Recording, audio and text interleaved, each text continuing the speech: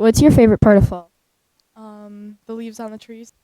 Definitely spooky season. My favorite part of fall is probably the change in season and how it gets like really nice out. Not when it's like raining, but like when it's nice out. The leaves changing on the trees. My mom's apple pie. My favorite part of fall would have to be just like watching the season change outdoors, like seeing the leaves come down, seeing the colors change. I think it's like the best looking season of the seasons. What are you most grateful for this time of year? My mom's apple pie. Getting the time to spend fall with family and friends, definitely. Friends and family. Definitely my friends and family who help me out and support me. Really appreciate them this time of year. I'm most grateful for like my mom, my family.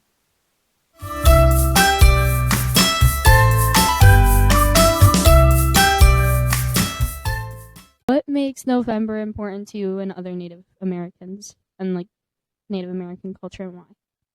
I think November is an important month as Native American Heritage Month because it gives us an opportunity to share our culture and also take pride in the contributions that we have made to really everyday life for many Americans and North Americans. But it's also an opportunity to show that we're still here and that we're still moving about as Native people. And it's just a great time to be thankful in ways that we have been told to be thankful.